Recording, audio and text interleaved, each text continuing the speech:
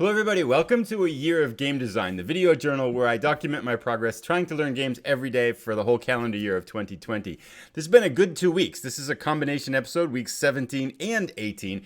Got a lot of progress done in the space shooter game, finished it all up, and there's a link to a playable version down below in the comments, and we'll talk about that as we jump in and take a look at the game. Started a new game, a new tutorial. It's kind of a Plants vs. Zombie clone, learning a bunch about animation, so we'll jump in and take a look at that. And I also want to talk a little bit about Anki, because I've been using those cards a lot, and I'm really liking them. So let's jump in and take a look at what's happened in the past couple weeks. So here's the Unity game engine interface again, and this is Laser Defender. If you've been following some of the earlier episodes, this was kind of an arcade shoot 'em up kind of Space Defender laser blaster kind of game, and I'll just kind of jump in. It's all done. I've put a link into the comments down below for a web playable version that will play on Chrome. I understand it doesn't play that well on Firefox, but if you've got Chrome in a web browser, it should just launch up and play, and you won't have to you don't have to even download anything or something like that. But if we launch it up, we can kind of get a sense of what the gameplay is like. So this is the start screen, and it's going to play. This is kind of designed for a mobile version, so I'm just playing it in this smaller window here. And you basically move around with the WASD, and you hold down the space bar to fire, and basically enemy spaceships come down from various points in the top of the screen, and you're trying to wipe them out. Sometimes these waves, you can get them in the right spot, they're pretty easy. Then we get the larger ones, and this is where the fun starts. They drop these slow but deadly mines, and they take a lot of damage to destroy them. And here come more smaller ones, and you get the idea. And then finally, if you crash in and get enough damage points, you're going to die, and it gets to the game over screen, and you see your high score, and then you can play again. And the game goes on basically infinitely. I did get 15,500. Kind of messing around with it right before this episode. I think that might be my high score. If you can beat my high score, I'd be curious to see if someone can do that. But post it if you get a chance to try it. I'd love to hear how it was in terms of gameplay and stuff like that. And again, I'm kind of designing them. I was reading an article today online talking about, are you making a playable game or are you making a learning game? And this is very much a learning game. So my goal really isn't to make something really cool. My goal is to learn as much as possible from this simple game and then move on. So from that sake, I realize I don't have high expectations for the gameplay. It's just kind of tossed together. And once it's working, it's like, yeah, okay, let's go on to the next thing. Because I've kind of sucked everything I could out of the learning experience. And it's time to move on to the next thing. But one of the things I've been thinking about, and I just wanted to mention it before we move on to the second project that I'm working on. I've been kind of a little discouraged off and on over the past couple of weeks because you get kind of these runs for 2 or 3 days where I feel like, gosh, I'm just forgetting stuff. I'm not making any progress. And I know that's going to happen, but when you're in it, it's hard to convince yourself that that's part of the ride.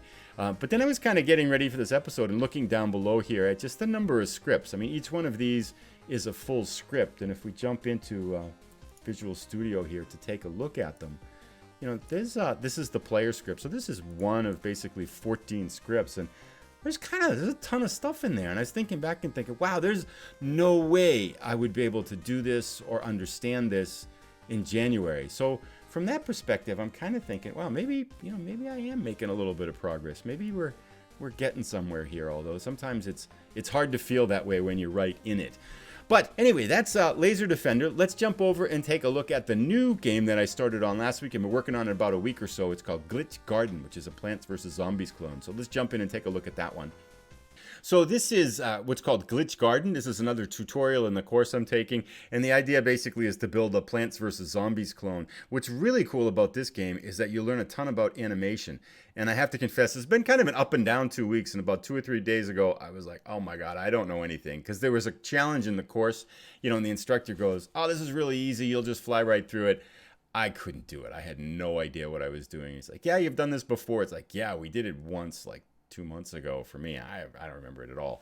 So that was kind of that was a little bit frustrating. But then tonight there was a similar challenge, and I was able to nail it, and it worked through the whole thing because I kind of was working on it in the past couple of days. So it's like, okay, yeah, keep at it. We can make some progress and we'll get going. But to kind of show you what the gameplay is like, basically on this board, let me just fire it up here. There's not much going on yet, but you can see that enemies are going to pop in on the right-hand side of the screen here and then march to the left. And the goal is to not let them get all the way to the left side by kind of dropping in things like this cactus. And there's a trophy here. I'm not quite sure what that's going to do, but we just got it in there.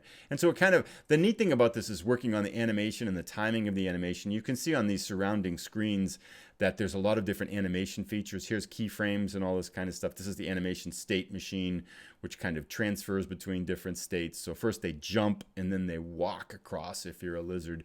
This one's going to flash green and then fire something. That's kind of what we're working on now. So learning a ton about animation. I feel like tonight was a really good session. The 2 days before this were a little bit frustrating. But let's jump on. I want to talk a little bit about kind of how things are going. I've got an idea for going forward in this series too. And then I do want to mention a little bit about Anki because I really like it. I can't recommend it more highly. So let's jump in and talk a little bit about that, and then we'll wrap up. So that's kind of where things have been the past couple of weeks, the two big things I've been working on. I did want to make mention again of Anki, which is a program that I showed in the previous episode. It's basically a flashcard program, totally free, no ads or anything like that for the desktop version. And it's flashcards, but it uses spaced repetition to force you to recall the things that are on the cards at that point of forgetfulness. And gosh, I love it. I've got about 25 to 30 C# and Unity cards in there. I'm starting it also to use it for HTML, CSS, and JavaScript.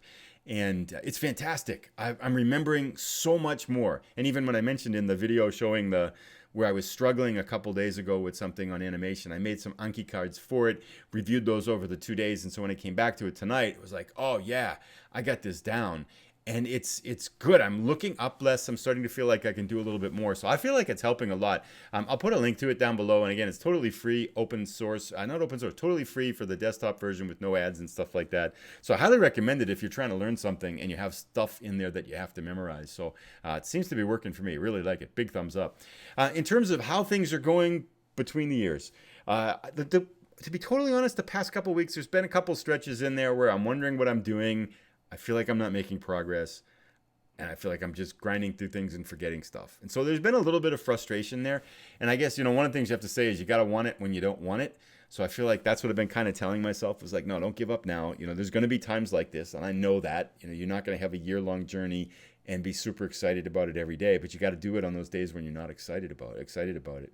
And so I kind of grinded through those days, and then today was really good, and yesterday was pretty good too. So I feel like maybe I'm coming out of that now and kind of doing a little episode like this. I can see the progress that I'm making, which is really helpful too. So yeah, we're gonna drive on. One thing for this series, I've noticed the views are kind of low, and I realize it's probably a niche series. And then also every week, sometimes I'm noticing, well, I'm not sure I've got a ton to say between week to week.